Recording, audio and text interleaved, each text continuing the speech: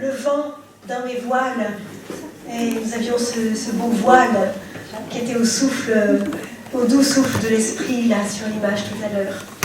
Et il se trouve que, voilà, Bruno va nous amener jusqu'à l'Eucharistie, ce lieu du don. Alors nous sommes passés par la louange, l'oraison, toute cette prière qui nous mettait dans le ciel ouvert, sur la terre comme au ciel, n'est-ce pas, vous vous souvenez, hein, dans ce ciel ouvert, parce qu'enfant de Dieu, rien ni personne ne peut nous arracher de la main du Père. Et nous sommes passés par la parole de Dieu, cette nourriture que Dieu nous donne pour le dialogue. La prière, c'est un dialogue avec notre Seigneur. Et l'Eucharistie, maintenant, va être presque un sommet de notre parcours, là, qui va nous entraîner ensuite vers des choses plus de notre vie concrète. Mais dans cette nourriture, on va être au sommet de la nourriture.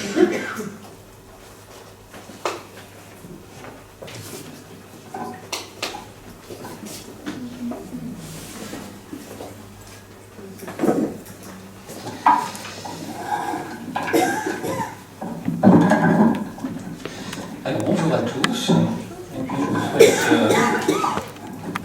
une bonne année, une bonne et sainte année avec beaucoup de joie, beaucoup de paix, et puis ce cadeau précieux qui est la santé. Bénédiction pour vous, pour vos familles, et puis aussi pour chacune des paroisses que vous représentez. Alors ce soir, un petit peu le thème que nous allons aborder, que nous allons essayer de découvrir, c'est l'Eucharistie, comme nous le rappelle le Concile Vatican II, comme source et sommet de toute vie chrétienne. Et il n'est pas facile en 30 minutes de vous présenter le mystère de l'Eucharistie, et c'est pourquoi j'ai bien dit mystère de l'Eucharistie. Un mystère, c'est quelque chose que je ne peux pas comprendre, mais que je dois croire parce que Dieu me l'a révélé. Bien sûr, le Seigneur nous a donné une intelligence, et saint Augustin dirait « croire pour mieux comprendre ». Alors on va essayer, à cette lumière de la résurrection, de pouvoir comprendre et entrer davantage dans ce mystère de l'Eucharistie. Mais surtout et avant tout, pour parler de l'Eucharistie, c'est une rencontre par excellence. Donc de garder vraiment ce mot, l'Eucharistie est une rencontre par excellence.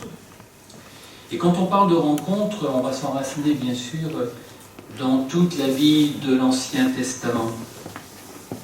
Quand dans la vie de Moïse, on nous parle de la tente de la rencontre. Dans l'Ancien Testament, nous avons cette figure, que vous connaissez bien, Moïse, envoyé par Dieu pour libérer son peuple de l'esclavage égyptien et le conduire vers la terre promise. Ce fut un long voyage, où Dieu accompagna son peuple dans les joies, dans les peines, dans les difficultés. Et l'histoire du peuple hébreu, c'est aussi mon histoire sainte. Il ne faut pas l'oublier, quand on écoute, quand on accueille ce récit de Moïse, l'histoire du peuple hébreu, c'est mon histoire à moi, c'est mon histoire sainte. Car nous sommes nous aussi sur une terre d'exil. Nous aussi, nous sommes un peuple en marche vers la terre promise, qui est le ciel. Nous sommes sur une terre d'exil, et nous sommes appelés, et nous sommes en marche pour aller vers une terre promise. C'est le ciel, c'est notre destinée. Et dans l'Ancien Testament, nous voyons que dans l'histoire du peuple hébreu, Dieu va accompagner son peuple.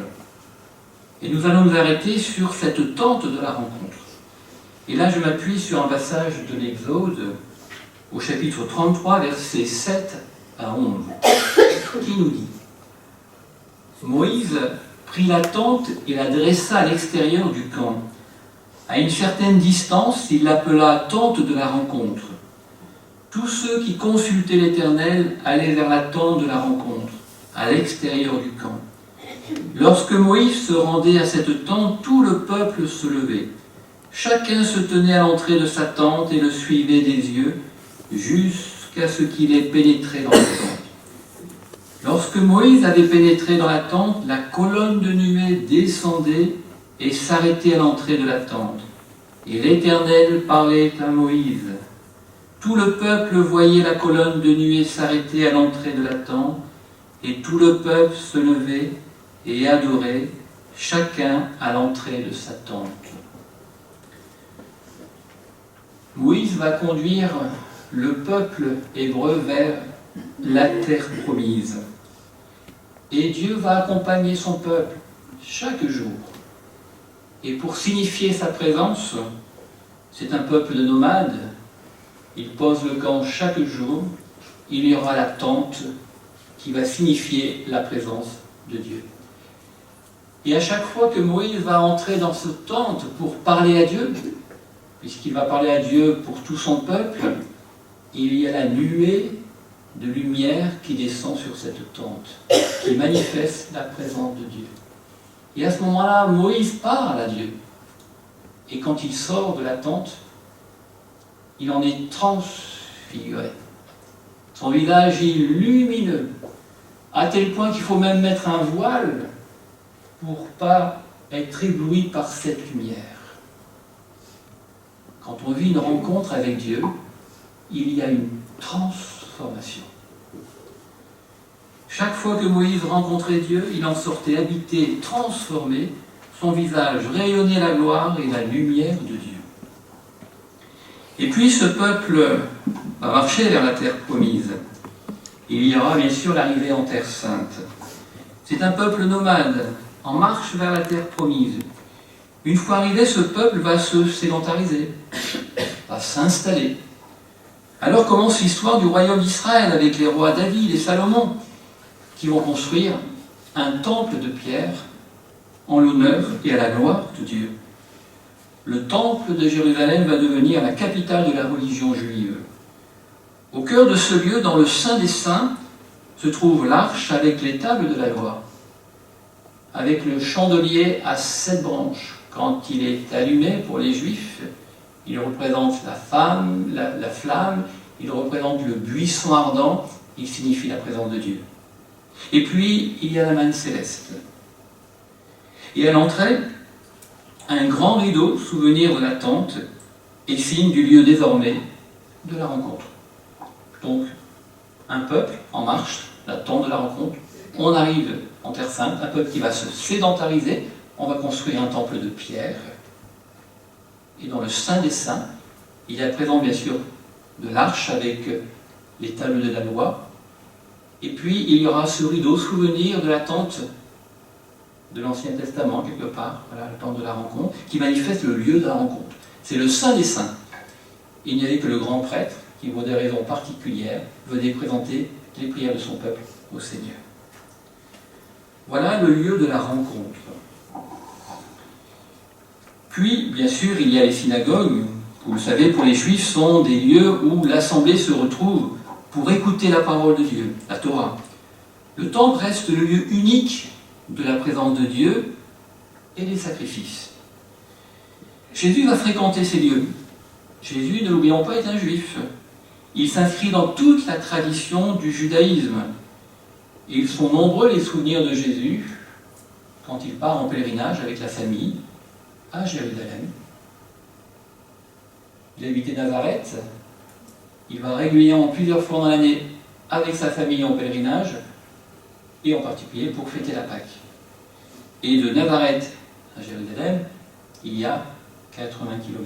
Donc c'est une aventure, c'est une expédition qui vit. Et Jésus va être baigné dans toute cette tradition juive. Après la mort et la résurrection de Jésus, le royaume d'Israël vivra des moments difficiles. Viennent des temps des conflits, des guerres, puis la dispersion du peuple juif avec la diaspora et la destruction du temple de Jérusalem dans les années 70. Et à partir de ce moment-là, il ne restera que le mur des lamentations que vous connaissez, tel qu'il est aujourd'hui. Après la passion, la mort et la résurrection du Christ, et tout particulièrement après la Pentecôte, pour les chrétiens, va se répandre l'annonce de la bonne nouvelle. Dans la Pentecôte, voilà, on annonce la bonne nouvelle. Avec des périodes, des vagues de persécution dans les premiers siècles, et les chrétiens vivront aussi la dispersion. C'est alors une église domestique qui verra le jour. Elle s'enratine sur un passage des Actes des Apôtres.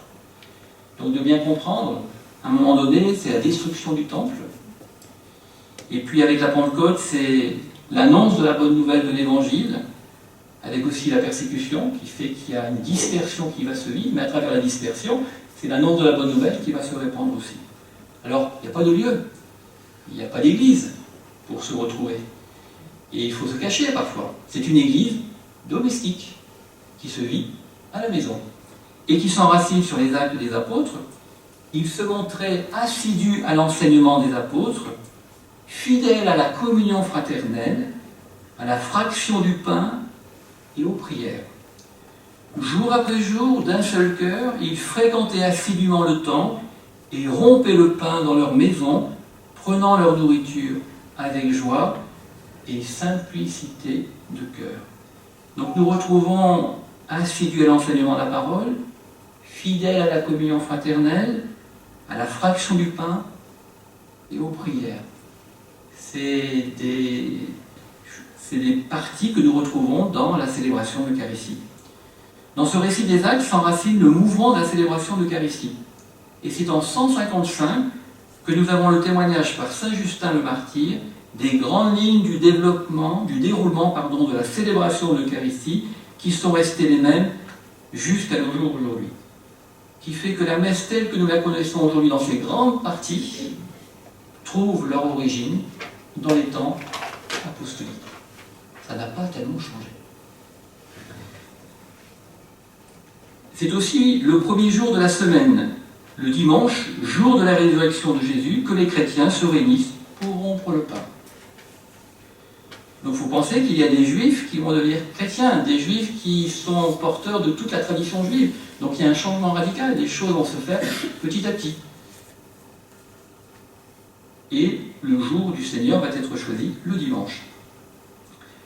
Après la première annonce, nous voyons donc apparaître les premières églises domestiques où les chrétiens se retrouvent à la maison pour écouter la parole de Dieu, les évangiles, les premières lettres des apôtres adressées aux communautés naissantes qu'on appelle les épîtres.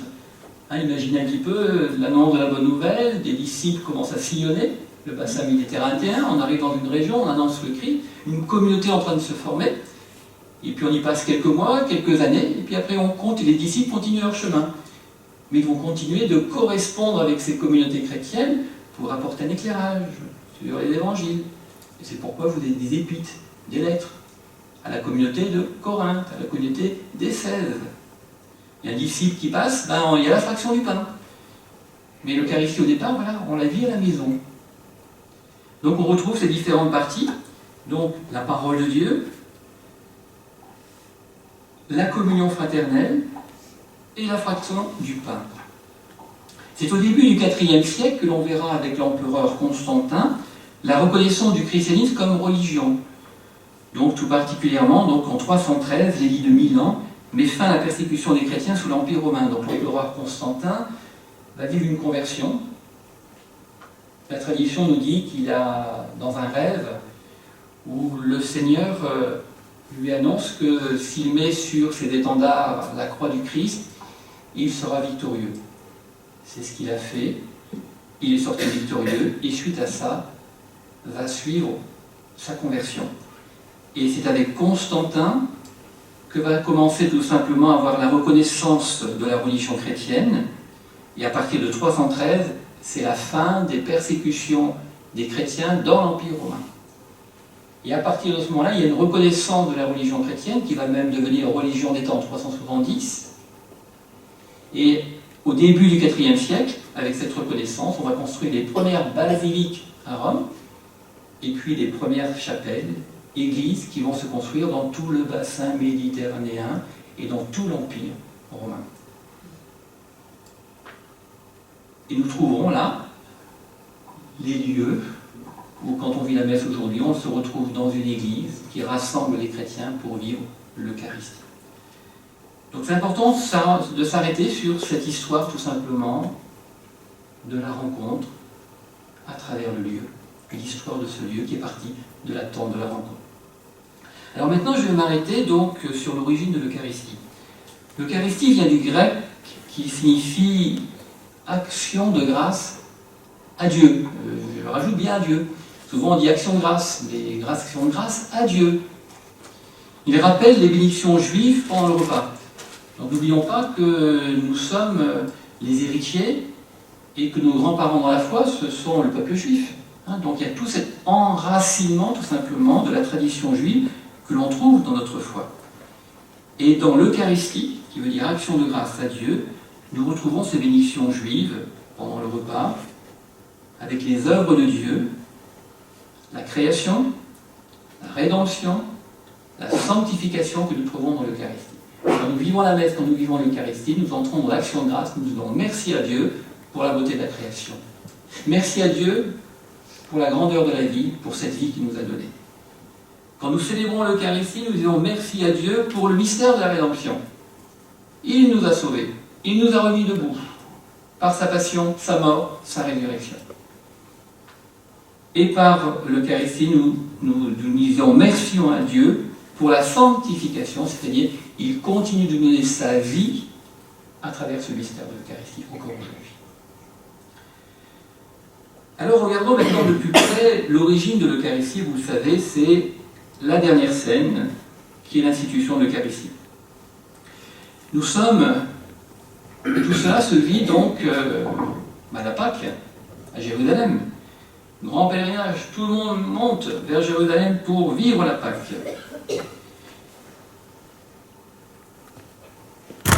Et de savoir qu'avant d'instituer l'Eucharistie, Jésus va nous laisser un cadeau extraordinaire, vous le savez.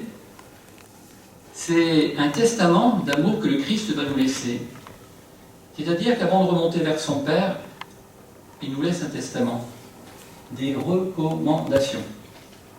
Quand un père militaire doit partir 6 mois en campagne, avant de partir, il va faire des recommandations à ses enfants, à son épouse. Jésus sait qu'il va vivre sa passion, qu'il va mourir, qu'il va remonter vers son Père. Il va nous faire des recommandations. Il va nous laisser un testament d'amour qui est « Aimez-vous les uns les autres comme je vous ai aimé ». Il va nous laisser ce lavement des pieds qui est extraordinaire. Où on voit Jésus le Maître qui se met à genoux aux pieds de ses apôtres, qui lave les pieds de ses apôtres. Il veut nous dire quelque chose d'important. Il veut nous conduire sur le chemin de l'humilité et du service. Et c'est par ce chemin de l'humilité que nous pouvons davantage comprendre le mystère de l'Eucharistie et le mystère de notre foi. Alors je m'arrête maintenant sur l'institution de l'Eucharistie, et vous l'avez en Matthieu, chapitre 26, versets 26 à 31, que vous connaissez puisque rien n'a changé, chaque fois qu'on célèbre la messe, c'est ces paroles que nous prononçons. Pendant le repas, Jésus, ayant pris du pain et prononcé la bénédiction, le rompit, et le donnant aux disciples, il dit « Prenez, mangez, ceci est mon corps. » Puis ayant pris une coupe et ayant rendu grâce, il la leur donna en disant « Buvez-en tous, car ceci est mon sang, le sang de l'alliance, versé pour la multitude en rémission des péchés. Je vous le dis désormais, je ne boirai plus de ce fruit de la vigne, jusqu'au jour où je le boirai nouveau avec vous dans le royaume de mon Père. » Après avoir chanté les psaumes, ils partirent pour le mont des Oliviers. Alors avec la scène, nous voyons le passage de la Pâque ancienne à la Pâque nouvelle. Et voir que Jésus va nous faire entrer dans la Pâque nouvelle. D'abord, rappelez-vous, il y a encore quelques jours, nous fêtions Noël. Noël, c'est la nativité, la naissance de l'Emmanuel, qui veut dire Dieu avec nous. Cet enfant nous apparaît dans la fragilité, l'innocence d'un enfant, qui manifeste aussi toute la tendresse de Dieu. Cet enfant qui portera le nom aussi de Jésus. Jésus qui définit sa vocation, sa mission. En araméen, Yeshua, Jésus sauveur, Jésus qui vient pour nous sauver du péché et du mal. Jésus qui va nous faire redécouvrir et nous permettre de retrouver l'amitié de Dieu. Jésus qui va nous montrer un chemin de bonheur. Jésus qui nous fait découvrir le véritable visage de Dieu. Comme nous rappelle encore Luc, personne ne connaît le Fils sinon le Père. Et personne ne connaît le Père sinon le Fils et celui à qui le Fils veut le révéler. C'est pourquoi c'est bien en fréquentant Jésus par la prière, les Écritures, les sacrements, que nous découvrons avec lui un Dieu amour, bonté, miséricorde, un Dieu qui est Père. Jésus est le Messie, le Sauveur annoncé dans tout l'Ancien Testament. Il est bien l'accomplissement des Écritures, c'est ce que Jésus va dire. Voilà, il est l'accomplissement des Écritures. C'est-à-dire que tout l'Ancien Testament prépare la venue du Sauveur, la venue du Messie, Jésus qui est l'accomplissement des Écritures. Il est celui qui nous fait passer de la Pâque ancienne à la Pâque nouvelle. Alors la Pâque ancienne, pour les Juifs, célébrait bien sûr la libération du peuple hébreu de l'esclavage égyptien. Dieu manifestait sa puissance, donc Dieu libérait son peuple de la puissance de l'Égypte. Et la Pâque nouvelle, c'est Jésus qui vient nous libérer non pas d'une puissance militaire, mais qui vient nous libérer du péché et du mal. Ce Jésus qui va sortir victorieux, on en reviendra tout à l'heure. Vous voyez, Pâque ancienne, on fait mémoire d'une libération. Jésus qui manifeste sa puissance, qui va libérer son peuple d'une puissance militaire. Et voilà que là, on va entrer dans la Pâque nouvelle avec Jésus. Il vient nous libérer non pas de l'Empire romain, et pensez quand Jésus va entrer la semaine sainte à Jérusalem, tout le monde voit en Jésus un libérateur qui va libérer Israël de l'Empire romain. Mais c'est pas ça. Jésus va nous libérer du péché et du mal. Alors pour comprendre cela, il suffit de regarder l'autel. Tout se passe sur l'autel. Quand on voit un autel, ça nous fait penser à deux choses, il y a deux dimensions. À la fois, il y a l'Ancien et le Nouveau Testament. Il y a l'autel du sacrifice qu'on retrouve dans l'Ancien Testament, et il y a la table de la fraction du pain, la table du repas eucharistique que nous trouvons dans le Nouveau Testament. Nous passons de la Pâque ancienne à la Pâque nouvelle. Dans l'Ancien Testament, comme à l'époque de Jésus, les Juifs avaient l'habitude de monter plusieurs fois dans l'année en pèlerinage à Jérusalem pour offrir des sacrifices. On offrait des sacrifices pour dire merci, pour rendre grâce à Dieu, et pour demander aussi son pardon. Alors on offrait des agneaux. Et l'agneau était comme chargé du péché de toute une famille.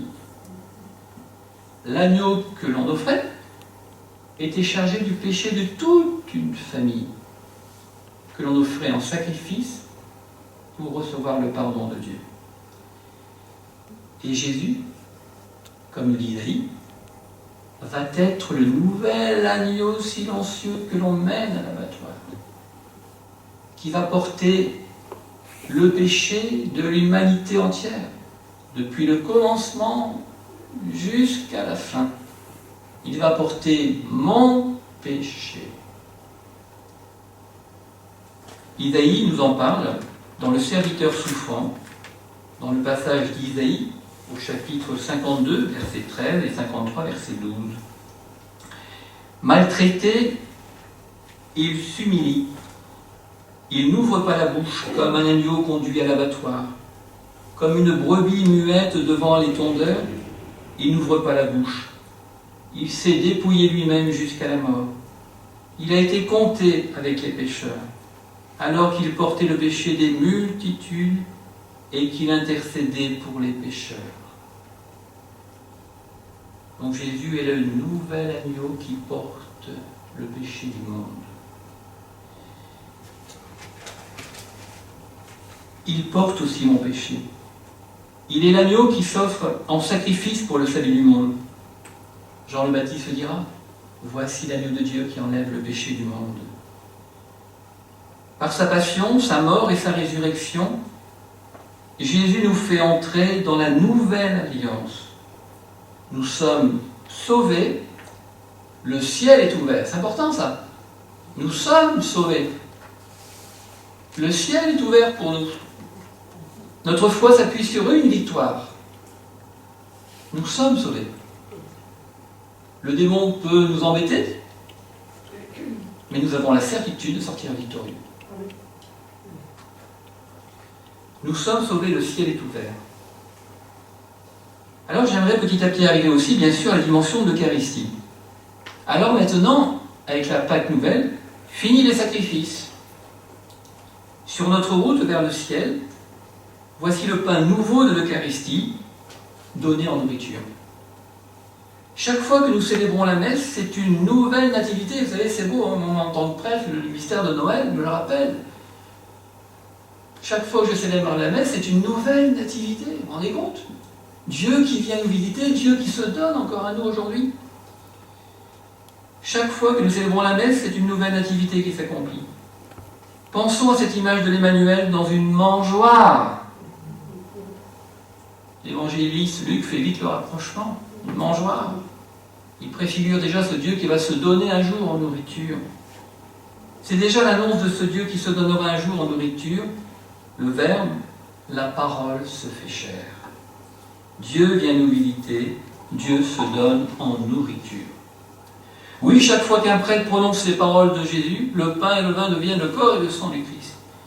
Nous faisons mémoire et nous rendons présent d'une manière non sanglante la passion, la mort et la résurrection du Christ. C'est pourquoi nous pouvons dire, il est grand le mystère de la foi. Vous vous rendez compte du mystère qui se passe? Chaque fois qu'on célèbre l'Eucharistie, on renouvelle la passion, la mort et la résurrection du Christ. Et quand on a terminé ça, on dit, il est grand le mystère de la foi. C'est pour ça qu'on aura toute la vie et toute l'éternité pour comprendre l'Eucharistie et entrer dans la contemplation. Quand je dis passion, mort, résurrection, on peut penser à cette figure du Padre Pio, qui est un prêtre, moine, capucin, un grand mystique, qui va recevoir énormément de dons, de charisme pour la gloire de Dieu, et qui va vivre la messe. Ce sera un prêtre qui sera aussi stigmatisé, qui aura les stigmates du Christ, les souffrances du Christ. Et chaque fois qu'il va vivre la messe, il va le vivre dans sa propre chair. C'est-à-dire que plus il va avancer vers la consécration, plus dans sa propre chair, il commence à entrer dans la passion. Quand arrive le moment de la consécration, il est comme dans un coma. Puis il reprend ses esprits. La résurrection, la vie revient, il redescend de la montagne, et il quitte comme si rien ne s'était passé.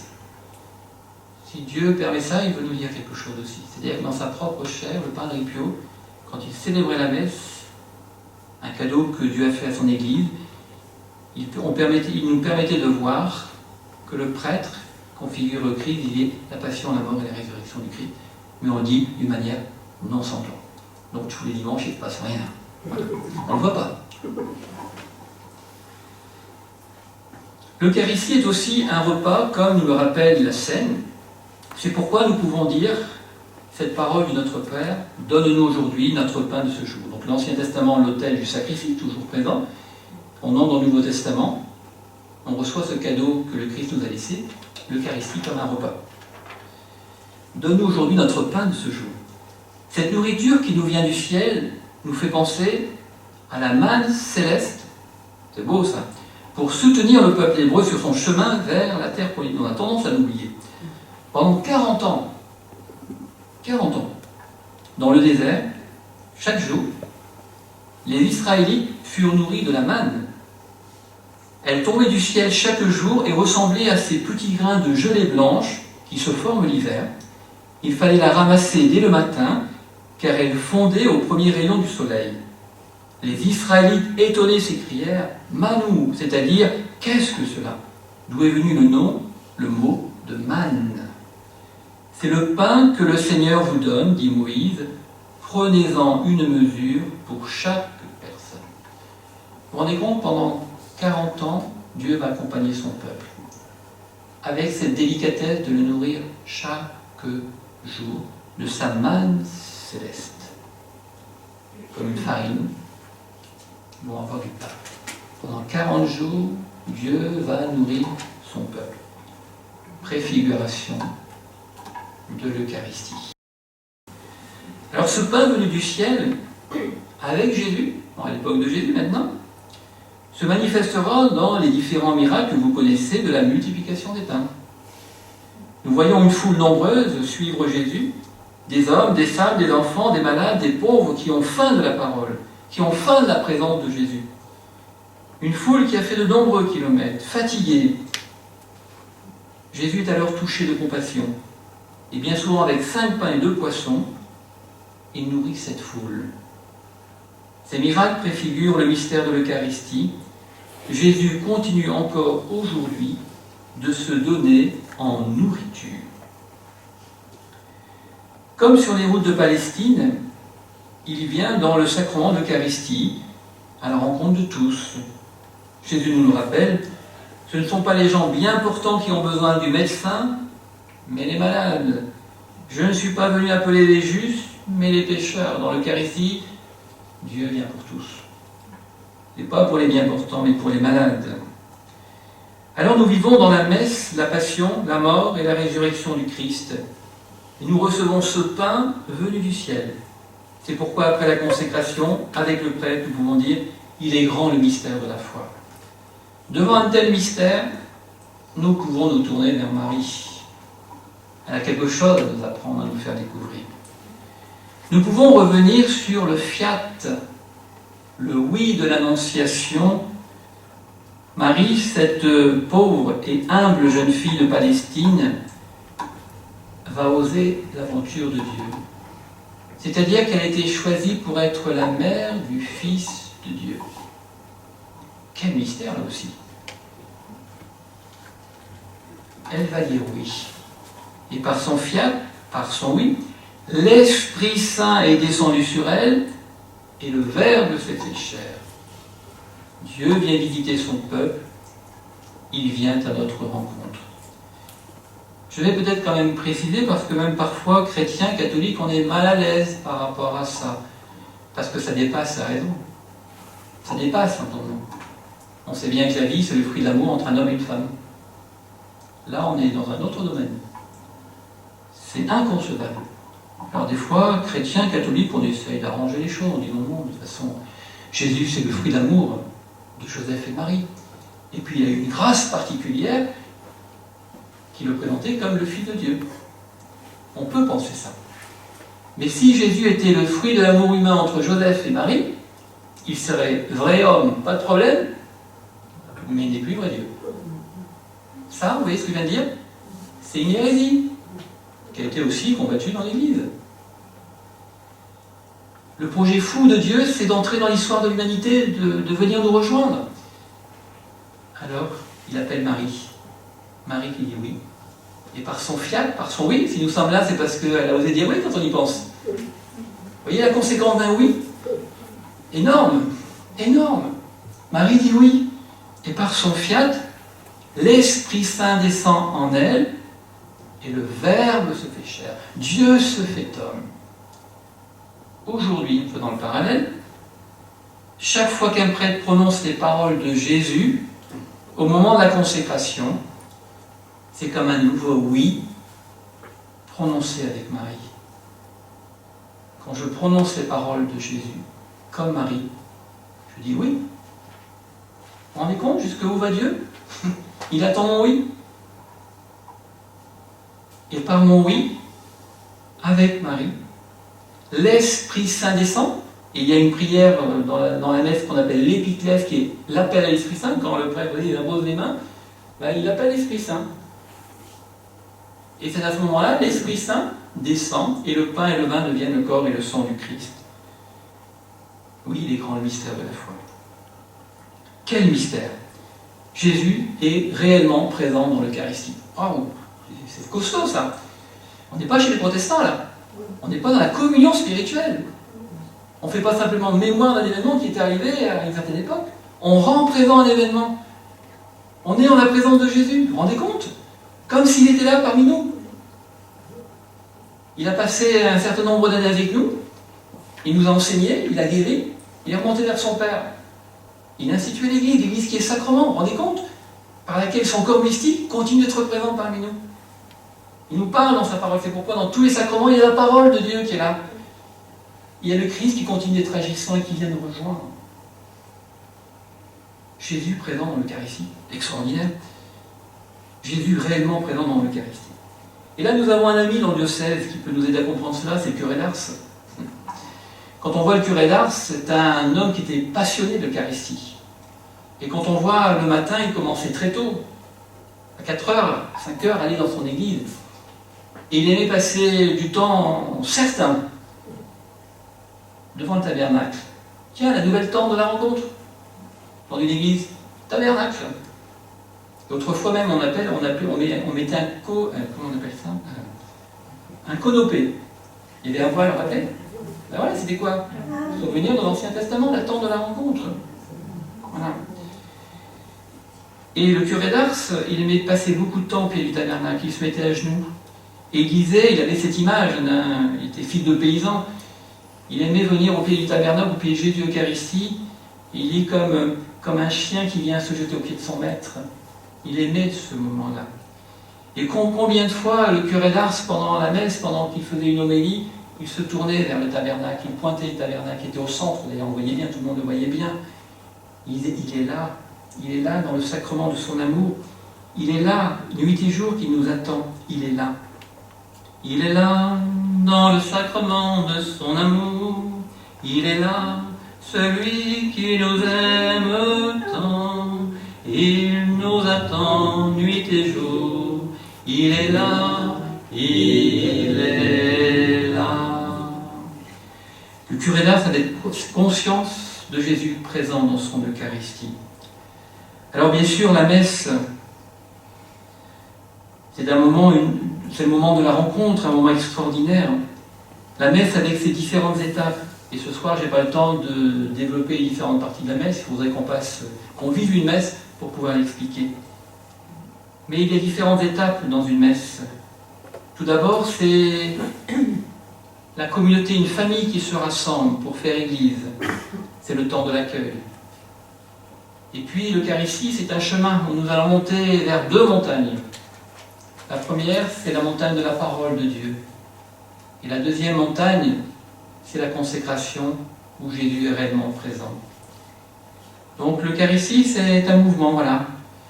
On est accueillis, on va vivre cette communion fraternelle. Et quand on va vers ces deux montagnes, quand on est dans cette lumière, on éprouve le besoin de demander pardon, et c'est pourquoi le pardon est important. Et puis on va écouter cette parole de Dieu, elle va être commentée, cette parole de Dieu. Comme Jésus avec les disciples d'Emmaüs, il s'intéresse, alors il répond à leurs questions, et petit à petit la lumière vient. Puis après ce sommet, c'est le sommet de la consécration où Jésus est réellement présent. Et puis on va redescendre de cette montagne. Et bien sûr fortifié, parce qu'on va recevoir ce pain de vie qui nous est donné. Il va nous apporter sa joie, sa paix, son amour. Et après on ouvre les églises. Ite Isaes, allez, c'est fini, il faut y aller. Vous avez été visité par le Seigneur, visité par mon amour. Alors maintenant, allez porter cet amour au monde, il en a tant besoin. On a été visité par l'amour de Dieu, par le Seigneur. Et ça nous porte pendant toute une semaine. Et quand on revient, c'est pas parce que c'est un commandé d'église, c'est parce qu'on a faim, on a besoin de cet amour qui nous porte pendant toute une semaine.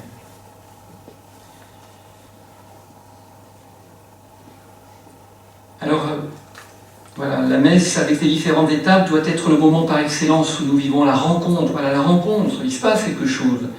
Conscient que Dieu se donne dans le pain de l'Eucharistie, nous ne pouvons plus sortir de la même manière que nous sommes entrés à l'Église. Comme Moïse, nous devons être transfigurés, illuminés par celui que nous avons reçu. Nous devons rayonner l'amour de Dieu. Alors pour terminer, je vais terminer très rapidement avec l'adoration. Parce que l'adoration, c'est le prolongement de l'Eucharistie. C'est-à-dire qu'on fait sortir de sa petite boîte, quelque part, Jésus, pour vivre le temps de l'adoration. Alors, je vais ramener pour comprendre. Ces vieilleries dans l'église, vous savez, on n'aime pas trop ces vieilleries. Mais elles veulent nous dire quelque chose aussi. C'est ce qu'on appelle un nos dans soi. L'adoration, c'est tout simplement ce cadeau que le Christ nous laisse dans son Église, de pouvoir le sortir, oui, et de pouvoir s'exposer à l'amour de Dieu. L'adoration, c'est se faire tout petit devant Dieu.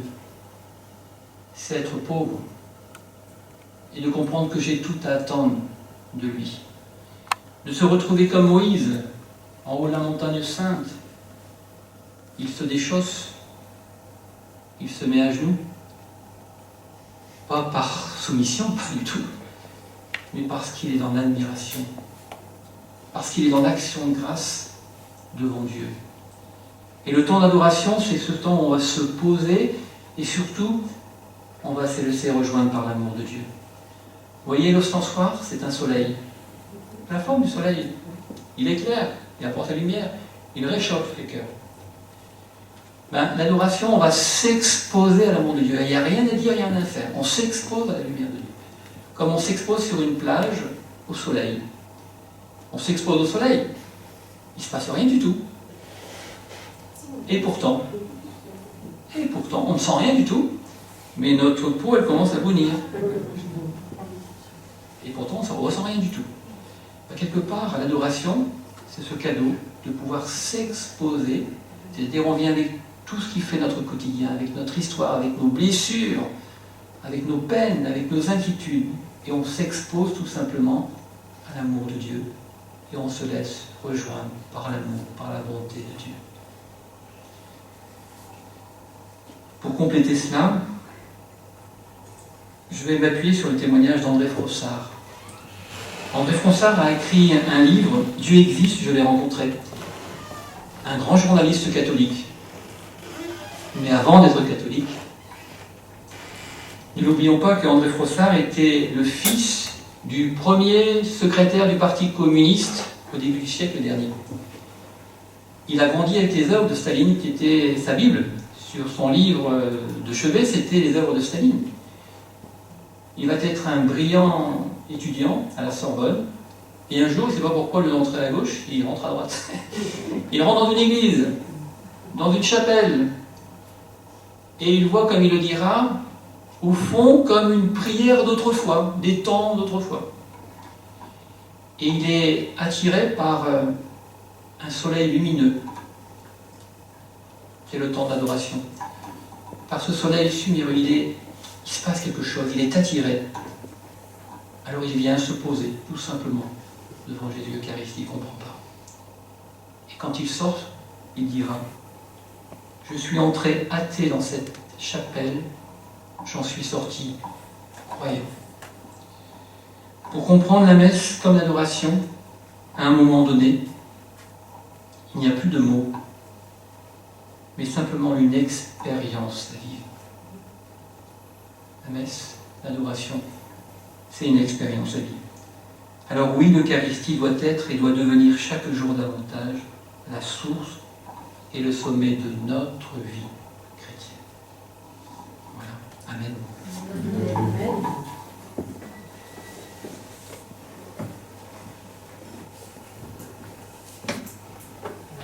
Non, nous allons entendre le témoignage de Marie-Claude, puis de Adeline. C'est dur de passer derrière le père. Voilà, pour ceux qui ne me connaissent pas, je suis divorcée remariée. Donc, divorcée depuis 1998 et remariée depuis 2005, vous verrez que le temps, ça a été important. Alors, si je reviens sur le divorce, sur certains événements douloureux, c'est pas pour me raconter, parce que moi, ça ne me fait pas du bien, mais c'est pour vous dire l'amour et la miséricorde du Seigneur dans n'importe quelle situation, même les plus extrêmes. Donc, mon mari est parti après 23 ans de mariage, en sondant le compte par la même occasion. Nous travaillons ensemble, donc je n'ai pas eu droit au chômage, et la maison, c'était un bien de famille à lui. À vous faire court, je me suis retrouvée sans rien. J'ai vécu de ce que les gens voulaient bien m'amener à la maison, de ce qu'ils voulaient bien me donner, de secours de la mairie, de la CAF. Et j'avais 2 enfants à charge de 12 ans et 16 ans. Voilà. Un jour, avec la voisine, nous avons échangé 1 litre de lait contre un pain. On en était là toutes les deux. Alors moi qui préparais les enfants à la première communion, dont celle de mon fils 8 jours avant, j'ai tourné le dos à Dieu quand mon mari est parti. Il est parti le lendemain de la première communion. Et j'avais de la colère contre Dieu et de la haine contre tout le monde. Voilà, ça a été la descente aux enfers. Et je n'ai pas compris pourquoi, malgré mes prières, le Seigneur n'avait pas répondu à mes prières, à mes attentes. Et je comprends maintenant, je sais qu'il y a cet espace entre Dieu et l'homme. À l'époque, je ne savais pas du tout. Voilà, j'ai tenu pour mes enfants qui sont partis un peu dans tous les sens, surtout mon fils, cannabis, délinquance, etc. Et je réalisais que le divorce n'avait fait que réactiver un abandon à l'âge de 8 ans. Et je vous explique tout ça pour vous dire comment le Seigneur m'a ressuscité. J'ai vécu ainsi plusieurs mois, puis un jour quelqu'un du village, dont c'était un Isère, c'était un tout petit village, est venu frapper à ma porte. Et je comprends maintenant que c'est le Seigneur qui est venu frapper à ma porte. Parce que dans un petit village, tout se sait. Donc on est venu me proposer un travail dans un couvent à 3 km de chez moi. Ah, pour moi qui avais perdu la foi, je trouve que là il a fait fort. Voilà. De secrétaire, je suis passée à auxiliaire de vie pour religieuse en fin de vie. Et en travaillant dans les chambres, donc, je lisais les petites prières accrochées au mur. Et puis on était obligé d'écouter la messe, parce qu'il y avait la messe dans toutes les chambres du service d'infirmerie. Voilà, et Dieu travaillait mon âme. Voilà, ça ne s'est pas fait du jour au lendemain, il a fallu plusieurs années. J'ai découvert la joie du service auprès des plus faibles, des plus petits, des plus handicapés, atteints parfois de pathologies lourdes, de cancer en stade terminal, etc. Et je pense que c'est ce qui m'a sauvée à un moment donné de rencontrer des plus faibles et des plus petits que moi. Qu'on ait besoin de moi, la plus belle phrase qu'on puisse dire à quelqu'un de blessé, c'est « j'ai besoin de toi ». Voilà. La fragilité de ces personnes et leur gentillesse m'ont remise debout, j'y suis restée 10 ans. Ce lieu a été un lieu de reconstruction, de relèvement. On avait besoin de moi et je pense qu'elles m'ont apporté autant de joie que moi ce que j'ai pu leur donner à un moment donné. C'était ma seconde famille.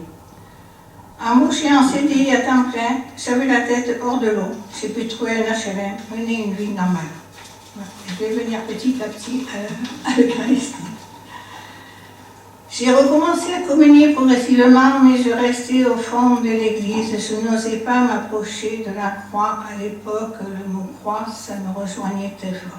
Voilà, il y avait cette distance entre Dieu et moi. Donc j'ai connu Jean-Claude 1 an dans mon mari, 1 an après mon divorce. Nous habitions à 150 km l'un de l'autre et je ne voulais surtout pas m'attacher à quelqu'un, ça s'est fait tout seul, parce que j'étais trop fragilisée, trop délabrée et on allait se casser la figure tous les deux. Voilà. Donc on a appris à se connaître pendant 6 ans. Et puis je ne voulais pas déménager mes enfants. J'avais peur que ça soit un feu de paille qui s'éteint tout de suite. Voilà. Les sacrements, j'y pense. Nous sommes mariés en 2005. Voilà, une fois mes enfants indépendants. Les sacrements, je savais que je serais privée de sacrements après, mais j'étais sur un petit nuage comme quand on est amoureux, et je me disais que le Seigneur, il s'arrangerait bien avec tout ça. En fait. La réalité m'a vite rattrapée. J'étais très en colère pour la deuxième fois de ma vie. Il y avait ce Dieu miséricordieux, plein d'amour, qui était venu pour les plus blessés, les plus petits, qui pardonnait tout, et il y avait d'un autre côté l'Église qui me refusait les sacrements. Il y avait aussi ce phénomène de culpabilité, mon mari ne peut pas communier à cause de moi. Voilà, ça c'était quelque chose, j'aurais dû y penser avant. Bon. Et d'autre part, j'ai toujours reconnu que l'Église ne pouvait pas tout accepter. Et je l'ai toujours respecté, j'étais honnête avec les prêtres. Mais je ne pouvais toujours pas m'avancer les bras en croix. Je ne supportais pas le mot croix et puis c'était vraiment humiliant. Pour moi, ça me rappelait trop de choses. Je vivais à ce moment-là sous le regard des autres. Et un jour, dans cette même église en Berrieux, au temps du père René Quatrin, c'est pas très vieux, il y avait une file de petits enfants qui se sont lancés les bras en croix. Et je ne sais pas pourquoi, donc je les ai suivis comme ça. Et je me dis, finalement, je suis comme un petit enfant devant le Seigneur. Et j'ai reçu une grâce de paix, de joie et de force qui ne m'a pas quittée pendant plusieurs années.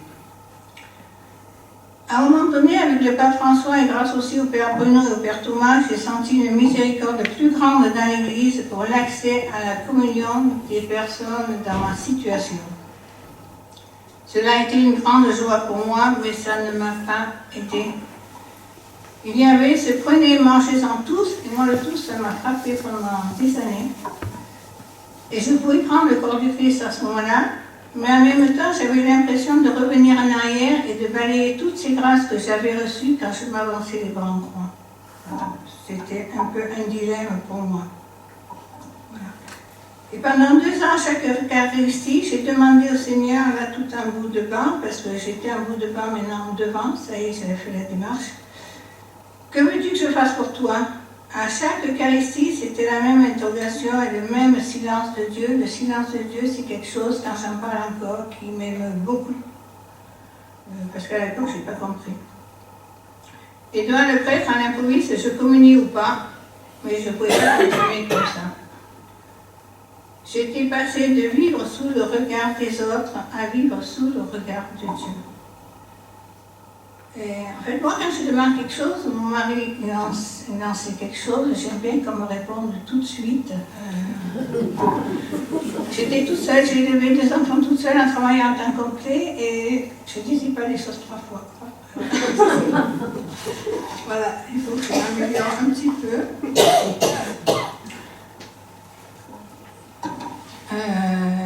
J'ai l'image de la 2 chevaux et du bolide que j'ai partagé d'ailleurs avec Micheline du groupe Sainte-Julie à un moment donné.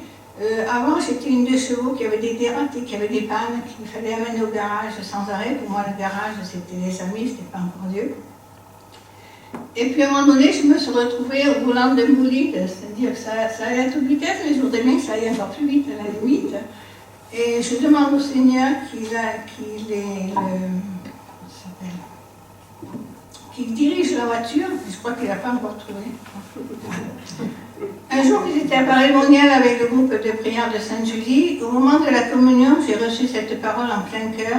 Le Seigneur qui me disait que tu communies ou pas, je t'aime autant, d'un amour sans fin, d'un amour immense. Pareil, que tu sois célibataire, marié en couple, heureux, divorcé, remarié, je t'aime pareil. Et ça, je vais partager avec vous. Mais j'avais toujours cette question, Seigneur, que veux-tu que je fasse pour toi? Et puis un dimanche, j'étais au premier rang, puisque j'avais un an au premier rang, systématiquement. J'ai reçu cette parole en plein cœur, vis le jour d'aujourd'hui. Le passé, je te l'ai pardonné depuis longtemps. Vis le jour d'aujourd'hui. C'est pas très vieux, il y a seulement 2 ans ou 3 ans, enfin, je ne sais plus, c'est assez récent. Et c'était quand il y avait le Père Thomas, donc c'est pas vieux, j'ai confié, je communie, mais je ne ressens rien. Je ne ressens plus cette grâce. Il m'avait dit, mais ce n'est pas automatique, c'est la fidélité et la régularité à la communion qui compte. Et c'est vrai, c'est ce qui s'est passé petit à petit. Un changement profond s'est opéré en moi. À chaque communion, j'ai l'impression de faire le plein de vitamines, de grâce reçue, de force et de paix. Voilà, alors ce témoignage, c'est mon histoire personnelle, bien sûr. Avec le Seigneur, elle n'est pas copiée à tout prix. Le Seigneur a un projet pour chacun de nous, différent. Il nous appelle personnellement, chacun à une démarche. Donc pour les personnes dans ma situation, communier ou s'avancer les bras en croix. Alors ce silence de Dieu, je l'ai compris il y a juste 3-4 jours, il n'y a pas longtemps, parce que plus je relis mon témoignage, plus je rajoute des choses. C'est comme un temps, je me disais, où le potier prend le temps de creuser l'argile, de l'affiner, de la rendre plus belle. Voilà. Et je pense aussi que je n'aurais pas pu brûler toutes les étapes d'un coup. Peut-être voulait-il savoir ce que je voulais vraiment. Voilà. Aujourd'hui, mes enfants sont des battants, ils vont bien, ils sont positifs, sérieux, courageux. Le Seigneur m'a relevé et eux avec. Pourtant, ils n'ont pas vu leur père pendant 10 ans. Il y a quand même de gros trucs qui sont passés. Ils ont vécu un pardon profond avec leur père et moi aussi. Je n'ai pas trop compris comment. On s'est retrouvés à mon ex-mari au chevet de notre fils à l'hôpital Édouard Herriot, il y a quelques années. Et on s'est rencontrés par hasard. Et là, il y a une grâce qui nous est tombée dessus, on était contents de se revoir. Je pense que c'est une grâce parce que j'avais rien demandé à faire. Si j'avais demandé au fil des années, Seigneur, bénis-le, parce que moi, j'y arrive pas. Alors, la vie spirituelle, je n'ai pas mis sur le papier de Michou, mais sur le verbe non. Pour moi, ça, c'est de Paulette Boudet, qui a écrit des livres sur la vie spirituelle. Artichaut, moi je trouve ça, et le Seigneur, il enlève chaque feuille très délicatement. Pour moi, ça a été Donne-moi ta colère, la première. Tu es mon enfant bien-aimé, la merveille que je suis, je n'arrive pas à l'accepter avant, maintenant ça va. Voilà, si tu passes à travers les eaux, je serai avec toi, vis le jour d'aujourd'hui. Et le Seigneur enlève chaque feuille d'artichaut pour aller jusqu'au cœur. Voilà, merci de m'avoir écouté.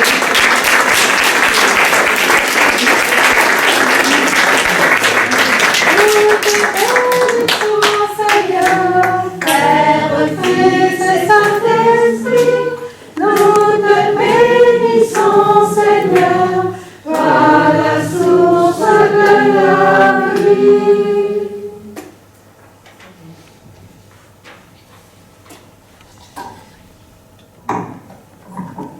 Alors merci Mijou de m'avoir demandé de témoigner sur ce que représente l'Eucharistie, l'adoration pour moi, parce que de témoigner, ça force à lire dans notre vie les actions de Dieu, ce qu'il fait pour nous. Et donc me concernant, le Seigneur, il a eu beaucoup de patience. Il a réussi à m'apprivoiser, à travailler mon cœur en fonction de mes sensibilités. Alors je le confesse bien humblement et bien tristement, mais pendant des années, je crois que j'ai communié au corps du Christ par habitude, sans vraiment savoir ce que je faisais, mais parce que j'avais fait ma première communion et que je faisais comme tout le monde, j'allais communier le dimanche à la messe. Et au cours de ma vie de foi, voilà, il y a certaines rencontres, des retraites, des homélies, des lectures qui m'ont peu à peu éclairé sur ce grand mystère qui est celui de l'Eucharistie. Et je suis très sensible au chant, et il y a beaucoup de chants qui m'ont travaillé en profondeur, surtout depuis une dizaine d'années, et qui m'ont aidé à comprendre ce grand mystère. Donc j'invite ceux qui veulent à fermer les yeux, et je vais vous lire quelques petits passages. Devenez ce que vous recevez, vous êtes le corps du Christ. Sanctifiés par la vie du Christ, nous goûtons la joie du royaume. Tu es là présent, livré pour nous. Toi le Tout-Puissant, humblement tu t'abaisses, tu fais ta demeure en nous, Seigneur. Par le don de ta vie, tu désires aujourd'hui reposer en nos cœurs. Unis à ton amour, tu nous veux pour toujours, ostensoir du Sauveur. Donc ma vie a vraiment changé quand j'ai compris qu'à la communion, je devenais un tabernacle vivant pour le Seigneur. Toi, le Tout-Puissant, tu viens faire ta demeure en moi. Tu viens reposer en mon cœur. Forcément, à partir de ce moment-là, j'ai commencé à avoir beaucoup de respect pour l'Eucharistie. Et c'est à partir de ce moment-là que je me suis agenouillée au moment de la consécration, ce moment quand même incroyable, comme l'a très bien expliqué le Père Bruno tout à l'heure, où l'Esprit Saint descend et le pain et le vin deviennent corps et sang de Jésus. Et donc tout a changé pour moi dans ma foi quand j'ai vraiment pris conscience de ce grand mystère et les grands mystères de la foi. Donc le Seigneur a eu aussi beaucoup d'humour avec moi et il m'a réservé quelques surprises. Et donc il y a un autre chant que j'ai découvert il n'y a pas très longtemps, ici depuis qu'on était en Berlin. Un chant du groupe Dei Amoris Cantores qui dit « Ô Marie, je lui donne tout, même mes communions. Ô Marie, je l'invite toujours à venir recevoir Jésus en moi. » Et je l'ai trouvé tellement beau ce chant que pendant toute une après-midi, je l'ai écouté, je le chantais. Et le lendemain matin, quand je suis allée à la messe, je le chantais juste avant de communier. Ô Marie, je t'invite à venir recevoir en moi Jésus. Et j'ai tendu les mains et j'ai eu 2 hosties dans mes mains. C'est la première fois de ma vie que ça arrivait. Beau petit clin d'œil. Donc j'ai été très émue, bien évidemment. Alors, le Seigneur passe aussi par les autres personnes pour nous travailler et nous faire grandir. Et donc je suis responsable d'aumônerie. Et l'année dernière, j'ai accompagné des lycéens en pèlerinage à Rocamadour. Et il y a une jeune qui m'a posé une colle parce que je n'ai pas su lui répondre. Et elle m'a dit « Mais Adeline, elle dure combien de temps la communion ? quand on communie à l'hostie, mais Jésus il est vivant combien de temps en nous? Parce que si ça dure, bah, à chaque fois qu'on sort de la messe, il faut qu'on salue tout le monde, à chaque fois le Seigneur est là, quoi. Alors je lui dis, bah, écoute, faut que tu demandes au prêtre, moi je sais pas. Et là, le lendemain, je retourne là-bas, je lui dis, alors, tu lui as posé la question? Il me fait, non, j'ai pas osé. Donc je vais aller voir le Père. Et je lui dis, Père, vous pouvez m'expliquer combien de temps dure la communion? Et donc, ça m'a beaucoup éclairé l'explication qu'il a donnée. Et il a dit, en fait, au moment de la communion, il se passe deux choses. Il y a la communion sacramentelle, on reçoit le corps de Jésus, on le communie, et c'est très rapide, en fait, une fois que l'hostie est dissoute, c'est plus vraiment le corps de Jésus. Mais après, il y a la communion spirituelle, qui est ce temps de prière et de recueillement et de cœur à cœur qu'on a avec le Seigneur, et qui peut être beaucoup plus long. Et quand on y réfléchit, bah, à la messe le dimanche, on arrive, on communie, hop, on retourne à sa place, on remonte 10 rangs, bah, la communion sacramentelle, et on n'en profite pas vraiment. Du coup, j'aime beaucoup la messe de semaine, parce qu'on communie très souvent à notre place, et du coup, cette communion spirituelle et sacramentelle, voilà, on peut vraiment les vivre intensément. Voilà, donc après, je vais vous parler de l'adoration. Et comme le disait le Père Bruno tout à l'heure, c'est vraiment le prolongement de l'Eucharistie. Et alors moi j'ai découvert assez tard l'adoration, parce que dans les paroisses où on était dans le nord de la France, c'était pas du tout proposé. Et donc avec le mystère de l'Eucharistie que j'ai mieux compris, bah forcément l'adoration c'est quelque chose qui me convient et qui me plaît beaucoup. Et dans les rencontres aussi que j'ai faites, j'avais demandé conseil à un prêtre par rapport à la prière. Et il m'avait dit, bah, bien sûr, tu peux prier dans ta chambre, le Seigneur est là quand tu pries dans ta chambre. Mais si tu vas prier dans une église où il y a le Saint-Sacrement, et ben, c'est encore mieux, le Seigneur il est là, mais il est dans le tabernacle, donc il est de l'autre côté de la porte. C'est comme avec ton mari Eric, si vous vous aimez à travers la porte de la chambre, c'est bien, mais c'est un peu limité. Alors qu'à l'adoration, on est face à face. C'est un cœur à cœur avec le Seigneur. Quoi. Il est là, je suis là, il me regarde, je le regarde, et j'ouvre mon cœur et il vient faire sa demeure dans mon cœur. Et donc j'encourage ceux qui ne l'ont jamais fait à vivre l'expérience de l'adoration nocturne, de se réveiller en pleine nuit pour aller adorer le Seigneur. C'est du bonheur. On arrive, il est là, il n'y a que lui, il n'y a que moi, toute la ville dort. Et alors là, c'est divin. Et j'ai souvent reçu beaucoup de grâce après des temps d'adoration. Et après, il y a autre chose qui me nourrit beaucoup. Je vous ai amené un petit bouquin qui n'est pas bien épais, qui s'appelle « Pensées sur l'Eucharistie » de Benoît XVI. Alors je vais vous lire juste quelques petites phrases qui m'ont beaucoup plu. Je peux encore prendre 3 minutes, Mijou ? Ouais. Donc le pape qui nous parle de la communion.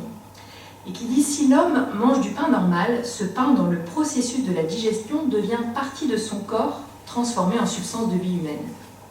Mais dans la Sainte Communion, c'est le processus inverse qui se réalise. Le Christ, notre Seigneur, nous assimile à lui, nous introduit dans son corps glorieux, et ainsi, tous ensemble, nous devenons son corps. »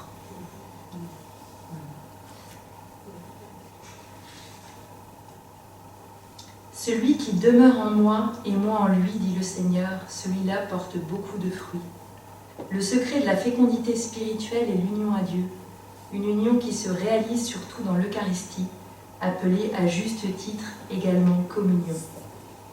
Et quand le Père Bruno parlait de l'adoration, effectivement, on a l'impression à la fois qu'il ne se passe rien, mais qu'il se passe tout et beaucoup de choses.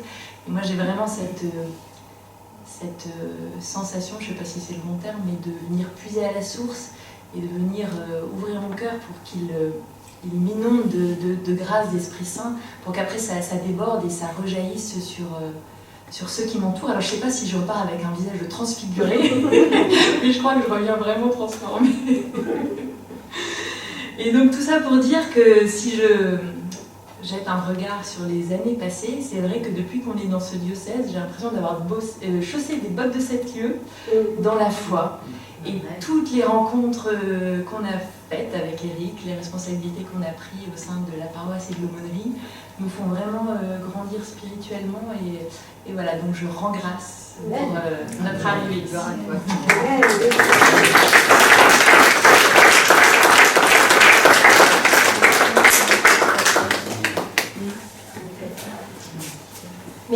Merci à chacun, à chacune.